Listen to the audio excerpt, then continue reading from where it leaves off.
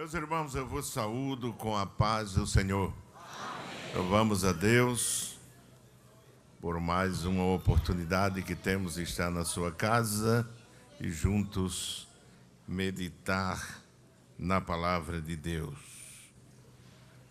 É o que temos para trazer à igreja do Senhor Jesus.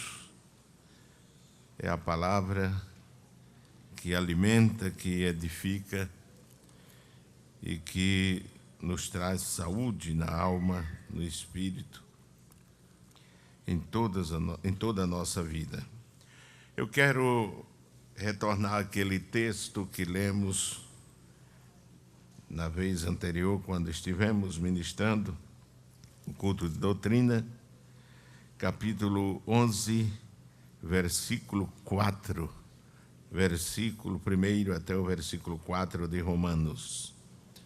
Apesar de não estar presente fisicamente, mas estivemos assistindo todo o culto dentro do veículo, como se estivesse aqui. O que a tecnologia tem feito, né? Algumas coisas ruins ela faz, mas outras faz bem. Então a igreja deve usá-la para o bem. Amém, meus irmãos? Mesmo na outra América, há centenas e centenas de irmãos que me encontram e dizem que são edificados, são alimentados através do culto de doutrina. Muitas vezes eu nem espero, mas diz, toda segunda-feira eu estou ao pé do computador recebendo a palavra de Deus. Isso é possível porque Deus ha dado condições à igreja e porque a igreja contribui, não é isso, para que a Rede Brasil seja uma realidade. Meus amados irmãos, capítulo 11 de Romanos, versículo 1 em diante, nos diz a palavra de Deus: digo, pois, porventura rejeitou Deus o seu povo? De modo nenhum, porque também eu sou israelita, da descendência de Abraão, da tribo de Benjamim. Deus não rejeitou o seu povo que antes conheceu. Ou não sabeis que a Escritura diz de Elias, como fala a Deus contra Israel, dizendo: Senhor, mataram os teus profetas e derribaram os teus altares, e só eu fiquei e buscam a minha alma? Mas que lhe diz a resposta divina: reservei para mim 7.000 varões que não dobraram os joelhos diante de Baal. Assim, pois, também agora, neste tempo, ficou um resto segundo a eleição da graça. Mas se é por graça, já não é pelas obras. De outra maneira, a graça já não é graça. Quem diz amém, meus irmãos? Amém. Meus queridos irmãos, nós estivemos na vez anterior falando sobre a vocação, o chamado da igreja de nosso Senhor Jesus Cristo. Assim como outrora, assim como no Antigo Testamento, Deus escolheu um povo, escolheu uma nação, não é isso? E que, por mais que intentaram amaldiçoar, nos diz a palavra de Deus que aquele profeta disse: não se pode amaldiçoar o que Deus abençoou, não é isso? E, infelizmente, nós vemos em toda a trajetória, em toda a história do povo que Deus escolheu, o povo de Israel, que eles saíram da vontade de Deus. Deus os protegeu, os resgatou, não é, com mão poderosa, formou como nação aquelas tribos descendentes de Jacó e disse que eles deveriam permanecer fiéis, ainda que viessem dias de prosperidade e de bênção, eles não se desviassem do caminho do Senhor. Mas, infelizmente, isso ocorreu. Eles saíram da vontade de Deus. E doeu tanto no coração de Deus que a Bíblia, no livro de Jeremias, compara o erro de Israel, o pecado de Israel, como um adultério espiritual, como uma virgem que ele tomou, não é isso, com todo o amor, e ela deu as costas para ele e foi atrás de outro marido. Nós encontramos também analogia sobre Israel, quando Deus fala que ele trouxe uma vinha e plantou num outeiro fértil, e diz ele que cercou aquela vinha, pôs torres, pôs lago, não é isso? E cuidou, colocou vigia para que cuidasse, supervisionasse aquela vinha, e quando buscou frutos, não encontrou frutos doces, encontrou só frutos que daram ao Senhor, apesar de tudo que Deus tinha feito por Israel. Nós vemos no Novo Testamento palavras semelhantes no capítulo 10, versículo 1 até o versículo 5 da primeira carta de Paulo aos Coríntios, onde Paulo faz toda uma exposição do cuidado que Deus teve, não é isso, em cuidar, em alimentar, em proteger, em chegar a abrir o Mar Vermelho para que aquele povo passasse, não é isso, em colocar uma nuvem à sua disposição, quando vinha o sol, servia de sombra, quando era noite, servia de luz, e além de servir de guia, servia de proteção, porque quando os inimigos levantavam-se, aquela nuvem, ou perseguia o povo de Deus, aquela nuvem passava para trás, não é isso, fazendo separação entre o povo de Deus e os inimigos que perseguiam. Mas apesar disso, Israel foi ingrato com Deus, não é isso? Não retribuiu a Deus por todo aquele cuidado e aquele favor que Deus tivera.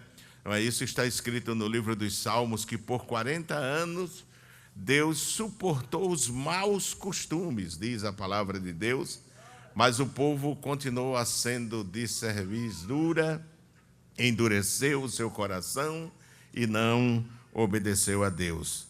E Paulo diz aqui que ele não foi rejeitado de forma definitiva, totalmente rejeitado, mas grandes bênçãos perderam, não é isso? O povo perdeu e Deus introduziu a igreja. E nós louvamos a Deus por essa rejeição, amém, meus irmãos?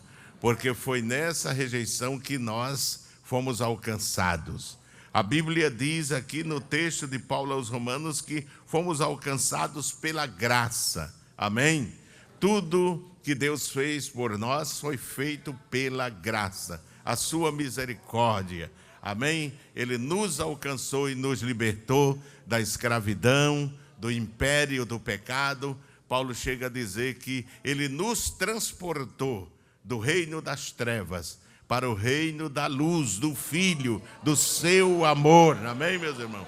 Ele nos levou para um lugar de segurança. A igreja de Deus eu disse no culto anterior que a igreja é a resposta de Deus para este tempo. Quem diz amém? A igreja é a resposta de Deus para este tempo. Porque quando Elias pensou que estava sozinho, nos diz a palavra de Deus que ele disse: Senhor, mataram os teus profetas e derribaram os teus altares, e só eu fiquei e busco a minha alma. Mas que lhe diz a resposta divina?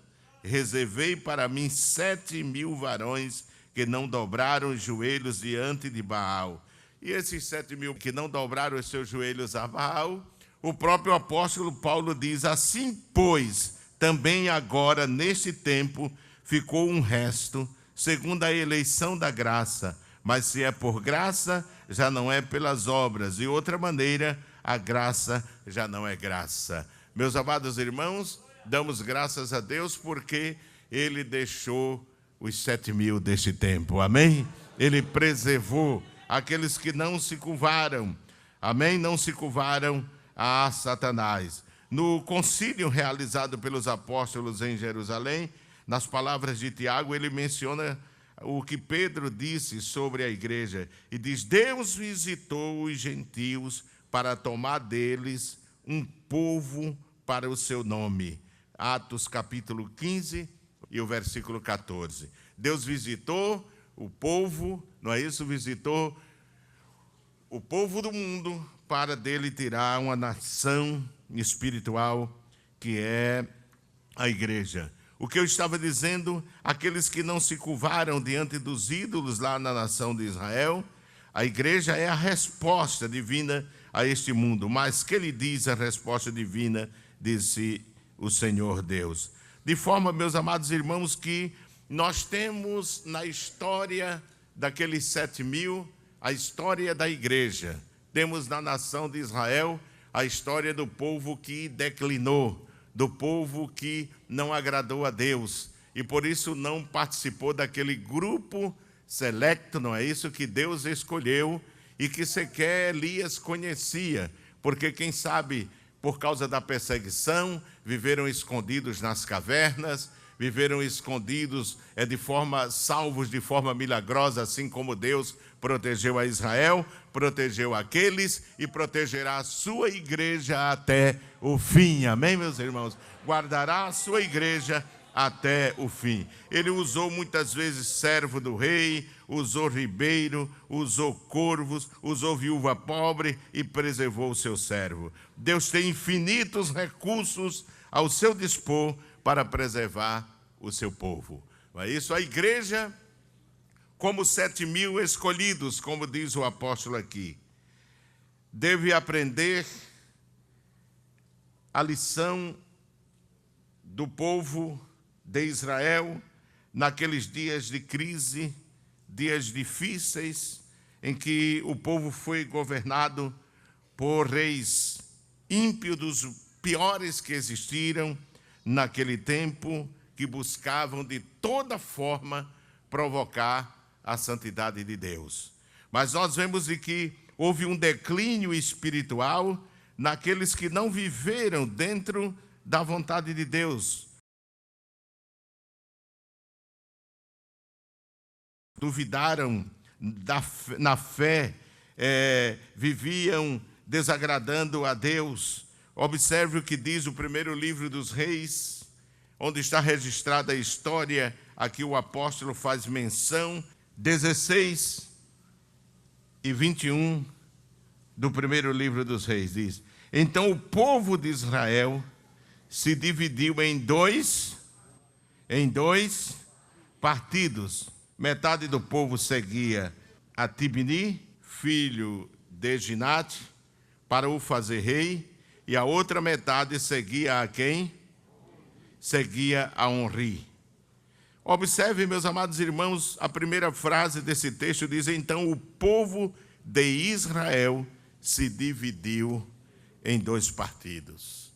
Deus, com certeza, não se agradou disso, porque Deus não se agrada de desunião. Amém, meus irmãos? Como reserva de Deus para estes últimos dias, a palavra de Deus nos diz que devemos viver em união. A união é essencial para os seguidores de Cristo, para o povo escolhido por Deus. A união entre irmãos se fundamenta na união que o crente tem com Deus. Não é? O crente tem com Deus. É muito fácil notar que aqueles que promovem desunião, aqueles que promovem divisão, eles estão vivendo uma vida de crise espiritual, não estão em comunhão com Deus, porque quando nós estamos unidos a Deus, estamos unidos com o seu povo. Amém? Está escrito em João, no capítulo 17, oração sacerdotal, como é considerada de nosso Senhor Jesus Cristo, no Evangelho de João, capítulo 17, e o versículo 23, abra sua Bíblia para nós lermos, capítulo 17 e versículo 23, diz assim: Eu neles e tu em mim, para que eles sejam perfeitos em unidade, não é? e para que o mundo conheça que tu me enviaste a mim e que tens amado a eles como me tens amado a mim. Não é? Meus amados irmãos, este foi o interesse, o desejo de nosso Senhor Jesus Cristo, antes de partir para a eternidade. Ele se preocupou com a unidade da igreja. Ele orou ao Pai Celestial, diz aqui: Pai, eu neles e tu em mim, para que eles sejam perfeitos em unidade. Alcancemos maturidade, a ponto de viver uma vida de unidade, e para que o mundo conheça que tu me enviaste a mim e que tens amado a eles como me tens amado a mim. O mundo conhece, através da nossa unidade, da nossa união, que Deus nos tem amado. Quem diz amém, irmãos? Amém. Deus não opera, irmãos, quando há desunião, quando há divisão, quando há partidarismo no meio do seu povo. A ordem de Deus é que o seu povo viva em união. Aonde quer que você esteja, você deve promover, nós devemos, não é? Me incluo, devemos promover a união. Por isso, um dos salmos mais célebres da Bíblia, e que a maioria de nós conhecemos de memória, é o Salmo 133. Olha aí como a maioria sabe, não é? O Salmo 133, onde o salmista diz: ó, quão bom e quão suave é que os irmãos vivam em... É como óleo precioso sobre a cabeça, que desce sobre a barba de Arão, e que desce a orla das suas vestes, como o orvalho de Hermon, que desce sobre os montes de Sião, porque ali o Senhor ordena o que, irmãos? A bênção e a vida para sempre. Quer ter bênção de Deus? Viva em união. Amém? Coral, quer ter bênção de Deus? Viva em união. Campanha evangelizadora, quer ter a bênção de Deus? Viva em união. Família, quer ter a bênção de Deus? Viva em união. Ministério, quer ter a bênção de Deus? Viva em união. Casal, quer ter a bênção de Deus no seu casamento? Viva em união. Viva em união. Glorificado seja o nome do Senhor. No Salmo 133, a importância que Deus dá, a ponto de Deus comparar a palavra de Deus, o azeite mais sagrado que existia. Era mais sagrado do que o azeite da lâmpada, da lamparina, da azeite que Deus considerava singular, não podia ser utilizado para outra, com a união que os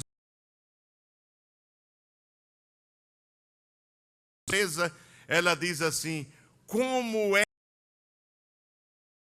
irmãos viverem em para nós. Amém, meus irmãos? Em união. 33 vemos a importância. Ela é simbolizada pelo azeite. E o azeite,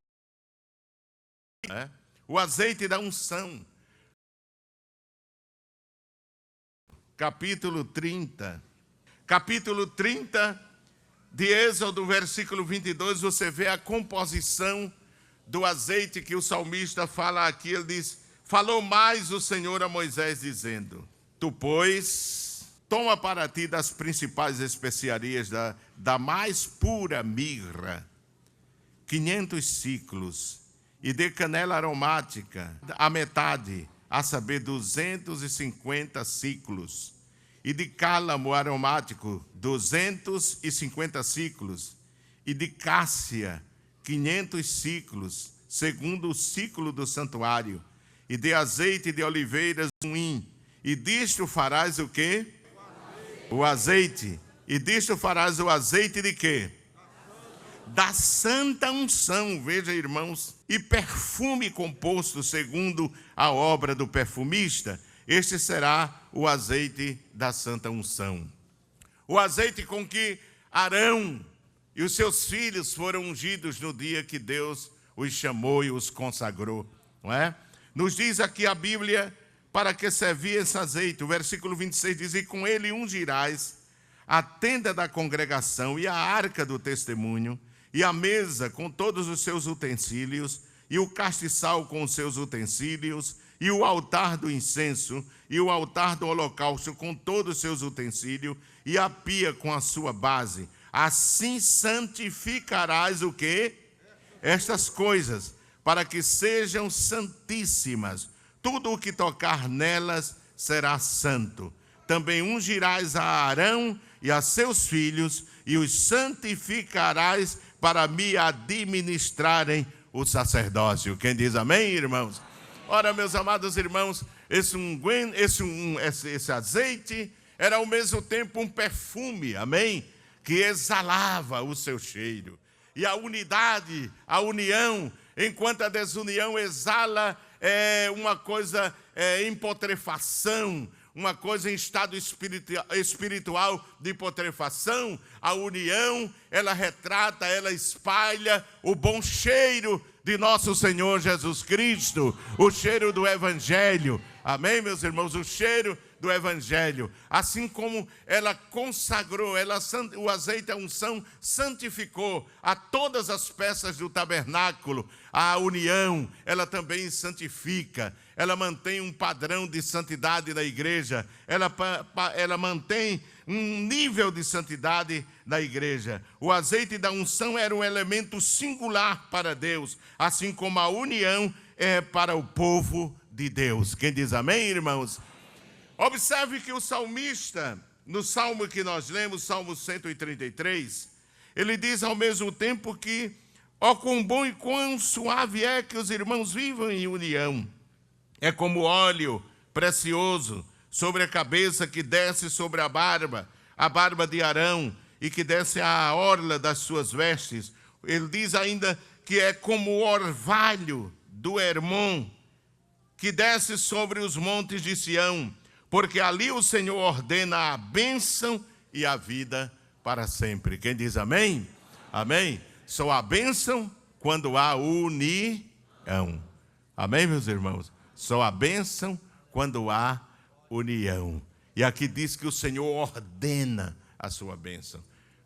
O salmista faz uma analogia muito interessante. O Monte Hermon era um dos principais montes de Israel. Israel tinha vários montes, não é isso? O Monte Nebo, que ficava na passagem, na travessia do Jordão. O Monte Carmelo, que ficava entre o mar Mediterrâneo, ou seja, entre o Vale de Saron e a planície, onde será o Armagedon.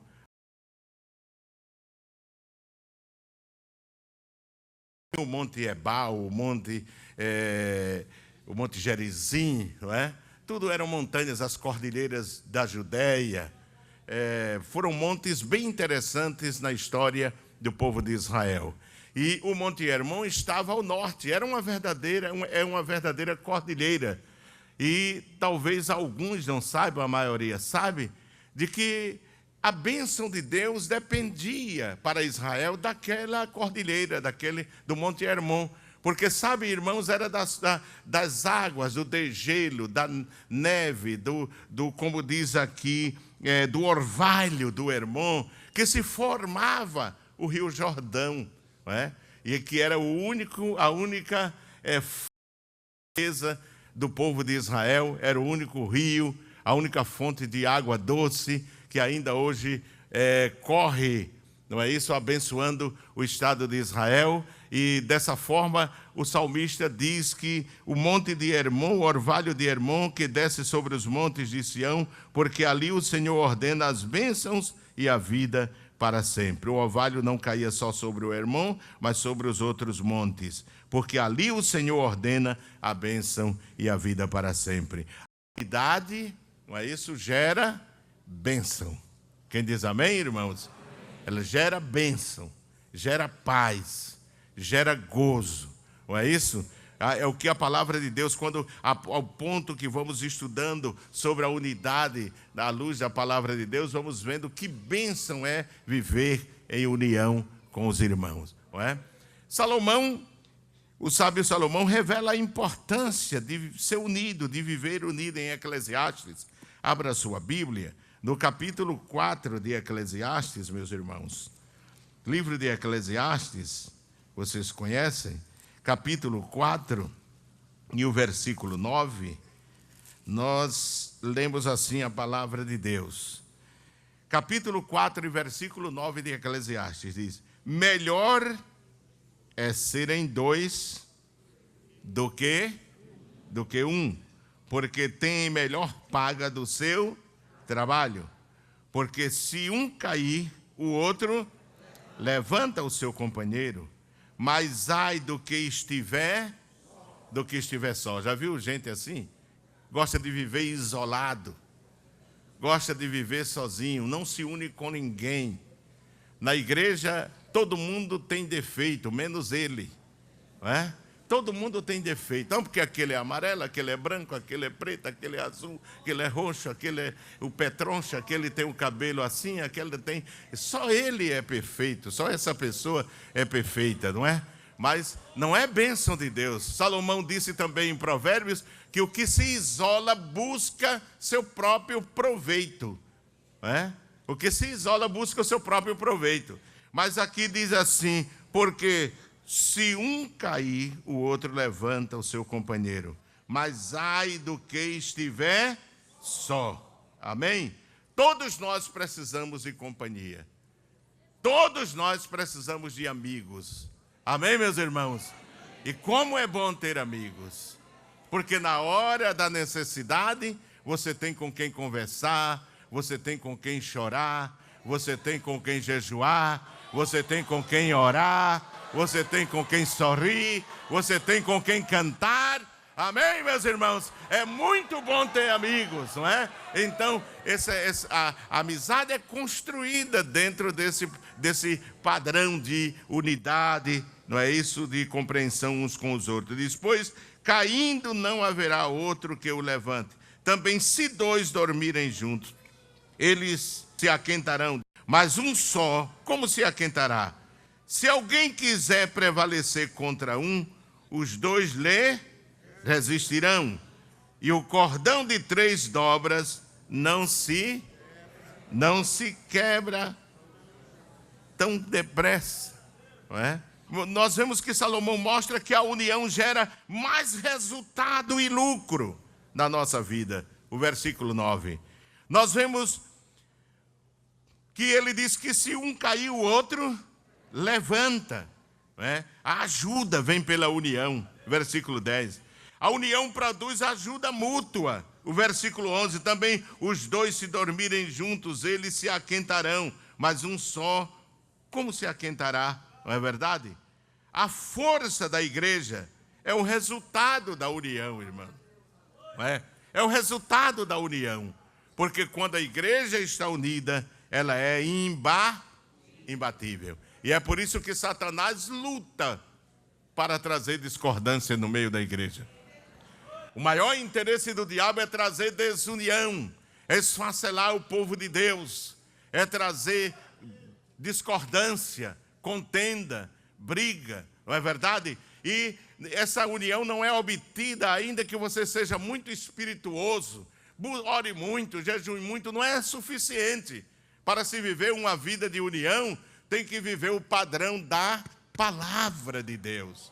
Porque a igreja onde se manifestava abundantemente os dons espirituais era a igreja de Corinto. No entanto, vivia em briga, em contenda, em discordância, não é? Porque não depende só disso, não depende só da oração, mas da submissão à palavra de Deus. Amém, irmãos? Mas, meus amados irmãos, devemos viver a obediência da palavra.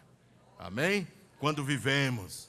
É? E a Bíblia não diz que nós somos perfeitos, nós somos imperfeitos. A Bíblia diz que para que nós vivamos em união, é preciso que haja tolerância, suportar uns aos outros. Amém, meus irmãos? Suportar uns aos outros, tolerar uns aos outros. E tem gente que é como aquela planta, não me toque, não é? Não me toque.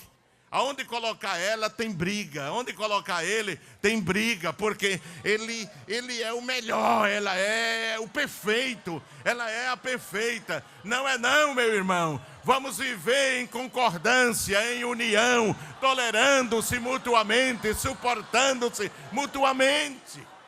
E eu tenho certeza que a bênção de Deus virá sobre nós, não é? O sucesso e a bênção, irmão, da igreja primitiva dependia do espírito de unidade que ela vivia, não é?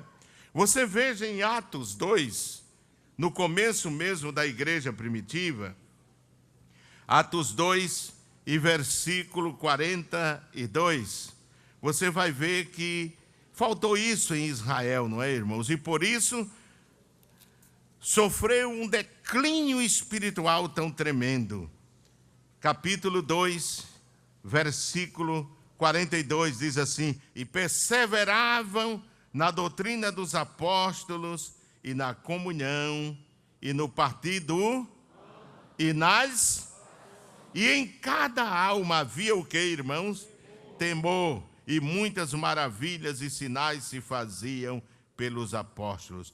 Todos os que criam estavam como? Estavam juntos. É interessante que diz assim: todos os que criam estavam juntos e tinham tudo em comum. Comunhão. Amém? Comunhão. Veja agora capítulo 4, versículo 32. E era o coração e a alma de quem? Da multidão dos que criam. E ninguém dizia que coisa alguma do que possuía era sua própria, mas todas as coisas lhes eram, o que, irmãos?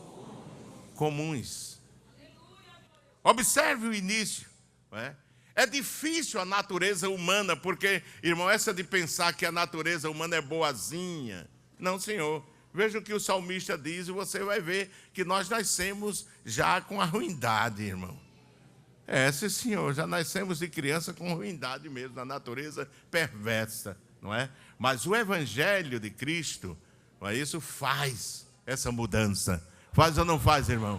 Faz essa mudança, entendeu? O Evangelho de Cristo faz essa mudança.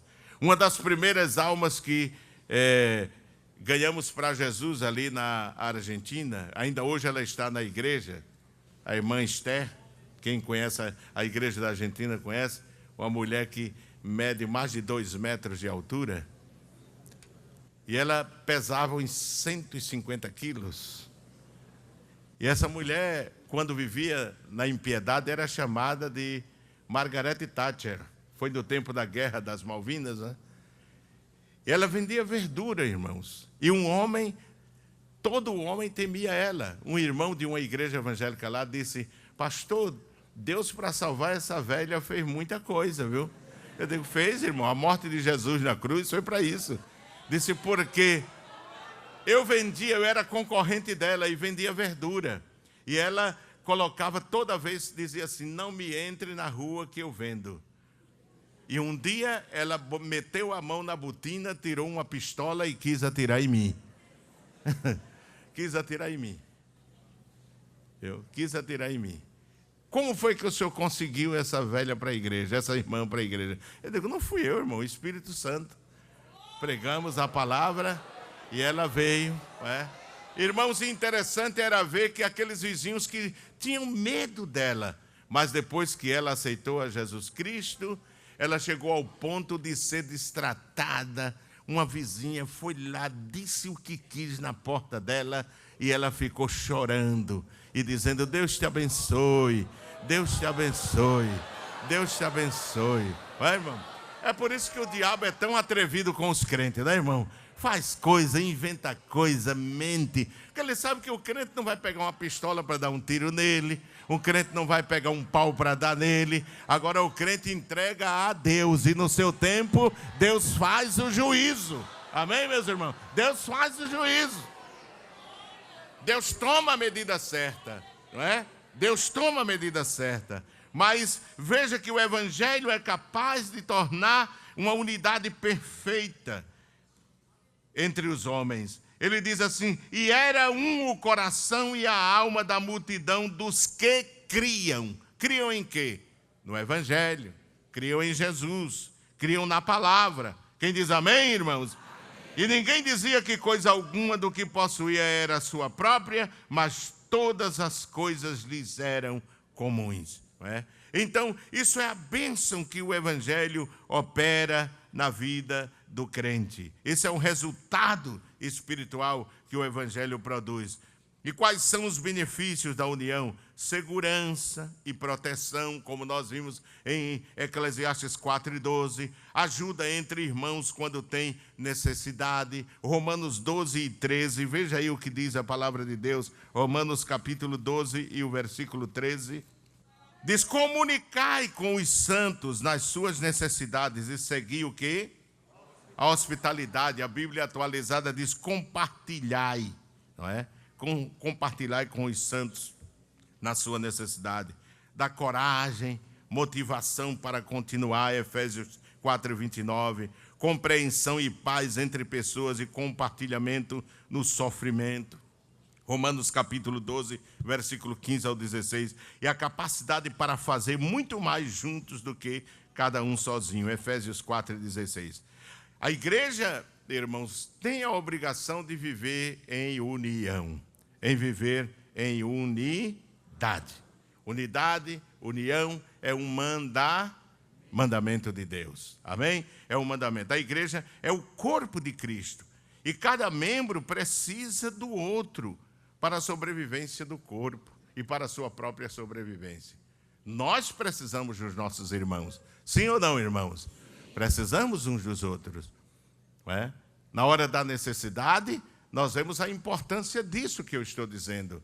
Quando precisamos da ajuda, precisamos do apoio, precisamos da palavra de amigos, precisamos da oração, precisamos do jejum. O crente tem com quem contar quando ele vive em união. Nunca despreze a igreja. Não, Senhor, porque a igreja sempre vai estar do seu lado quando você precisar, quando você necessitar. Quando você precisar da ajuda em oração e jejum, a igreja vai estar do seu lado. Porque nós, para que o corpo de Cristo sobreviva, é preciso que nós vivamos, em união. Em 1 Coríntios 12 ao 20 está explícito isso. Quando a igreja dos Coríntios viviam em desunião, o apóstolo Paulo exortou para que desfizessem a desunião e as contendas. É 1 Coríntios 1:10 ao 13. Paulo diz que desunião é uma postura de crentes carnais.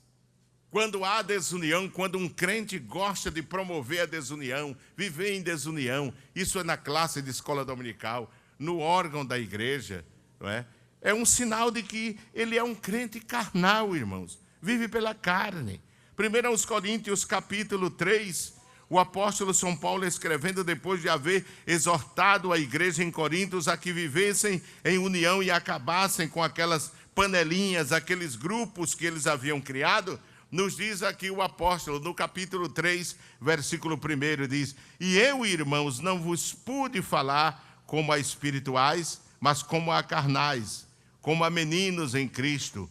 Com leite vos criei e não com manjar, porque ainda não podíeis, nem tampouco ainda agora podeis. Porque ainda sois. Viu que o crente carnal não aguenta nem uma doutrina forte? Ele não suporta, irmão, a doutrina forte. Paulo disse: eu tenho que criar vocês com leite. Eu tenho que criar vocês com leite. Ele diz no versículo 3: porque ainda sois carnais. E o que é que caracteriza esse comportamento do crente carnal? Diz aqui: porque ainda sois carnais, pois havendo entre vós o quê? Invejas. Depois, contendas, dissensões. Não sois porventura carnais, e não andais segundo os homens? Porque dizendo um, eu sou de quem? E o outro, eu sou de? Porventura, Não sois carnais? Pois quem é Paulo e quem é Apolo, senão ministros pelos quais crestes, e conforme o que o Senhor deu a cada um? Eu plantei, Apolo regou, mas Deus foi quem deu o crescimento. Amém, meus irmãos? Então, você vê que quando há uma atuação na vida do crente para viver em desunião, para fazer grupos, para separar irmãos dentro da igreja, já sabe, irmãos, que este está vivendo segundo os ditames da natureza velha, da natureza carnal. Ele é um crente carnal. Ele tem prazer de criar contenda entre irmãos. Ele tem prazer de criar contenda entre irmãos. Mas quando vivemos uma vida de comunhão com Deus, procuramos promover sempre a unidade do corpo de Cristo. Amém, meus irmãos? A unidade do corpo de Cristo. Viver em união, produzir a saúde do corpo de Cristo. Não é verdade? E tenha cuidado quando alguém trouxer uma conversa, irmão, tenha muito cuidado. Não é? Tenha muito cuidado. Eu tive a primeira esposa do pastor Leôncio, irmã Maria. Eu admirava muito, e uma das virtudes que admirava ela era que quando alguém vinha trazer uma notícia, ela dizia assim: você viu? Você tem certeza? Irmão, deixava a pessoa desarmada. Deixava desarmado, o camarada ficava, como disse alguém, desculpe minha expressão, sem som e sem imagem. Ficava mudo, entendeu? Quando o fuxiqueiro, o contendeiro vier perto de você, falar do seu irmão, diga: você viu? Você prova? Você tem provas disso? Você viu? Ah, não, eu vi alguém dizer. Então, não seja carteiro do diabo, seja um bom mensageiro, o bom mensageiro da saúde. O bom mensageiro traz saúde. Amém, meus irmãos? Traz saúde. Gera saúde. E nós não podemos, irmãos, de forma nenhuma, trabalhar para quebrar a unidade da igreja, a unidade do corpo de Cristo. Não, Senhor, porque quem fizer isso pagará um preço cruel e duro. E duro. Assim como nós vemos no Antigo Testamento, aquela figura da igreja de nosso Senhor Jesus Cristo, primeiro, quando o Cordeiro Pascual foi oferecido. Veja Êxodo capítulo 12, versículo 46. Êxodo 12 e 46.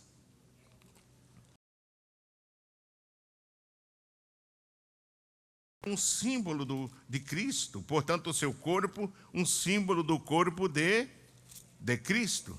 No capítulo 12, versículo 46, nós vemos que a ordem que saiu de Deus era que eles não deviam quebrar os ossos do corpo daquele cordeiro.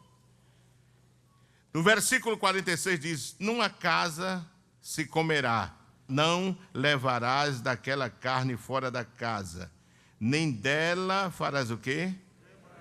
Quebrareis osso. Aquele cordeiro era um símbolo de Cristo, portanto o corpo de Jesus.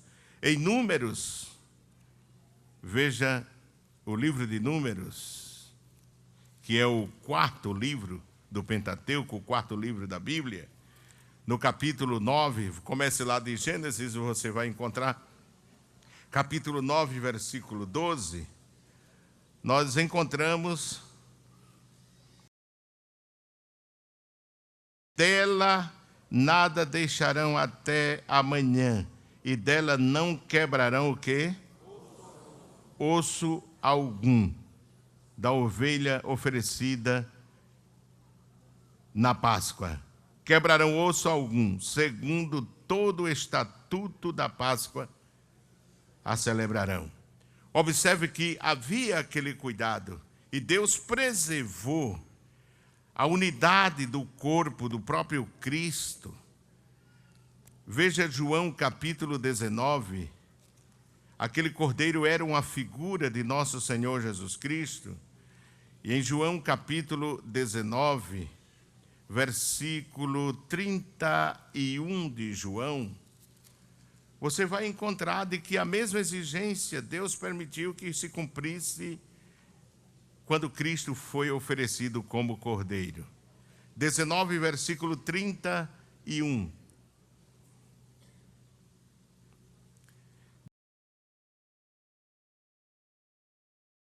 Pois para que no sábado não ficassem os corpos na cruz, visto como era a preparação, pois era grande o dia de sábado, rogaram a Pilatos que se lhes quebrassem as pernas e fossem o quê? Tirados. Foram, pois, os soldados e, na verdade, quebraram as pernas ao primeiro e ao outro, que com ele fora crucificado. Os dois ladrões, né, irmãos? Mas vindo a Jesus e vendo-o já morto, não lhe quebraram as pernas. Observe que lá está uma figura do que aconteceu com Cristo na cruz do Calvário. A sua perna, o seu corpo não foi quebrado. Assim devemos todos preservar o corpo de Cristo unido, que é a igreja. Quem diz amém, irmãos? Manter a igreja unida. Trabalhar para que a unidade da igreja seja mantida. Não é? Une os crentes não são laços de sangue ou interesses em comum, mas o amor incondicional de Cristo.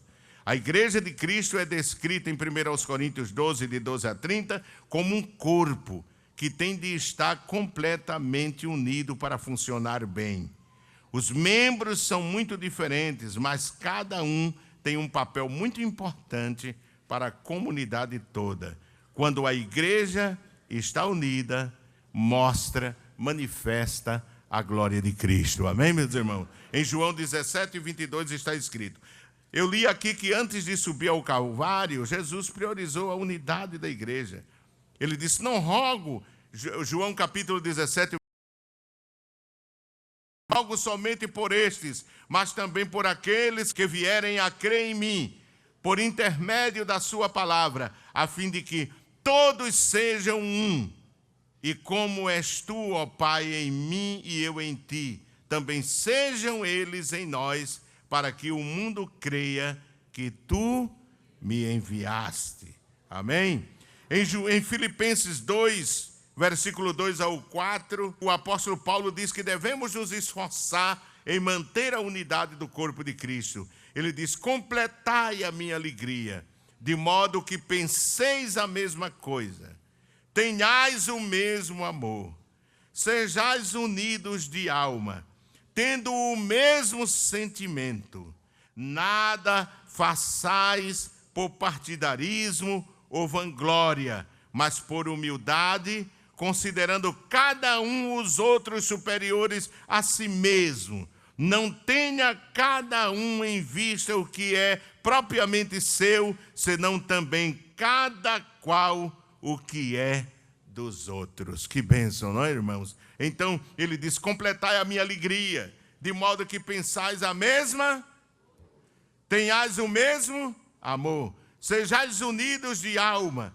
tendo o mesmo sentimento, e que nada se faça por partidarismo ou contenda. Aí está a essência da unidade da igreja. Quando procuramos não o nosso próprio interesse, ser egoístas. Por que tantos casamentos estão sendo desfeitos hoje, irmão? Por causa do egoísmo.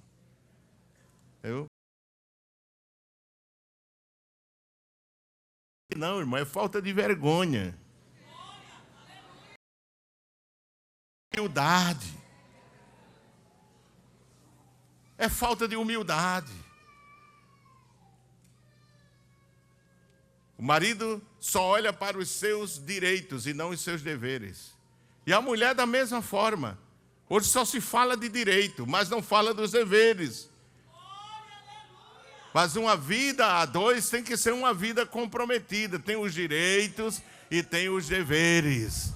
Tem a tolerância. tem que se suportar.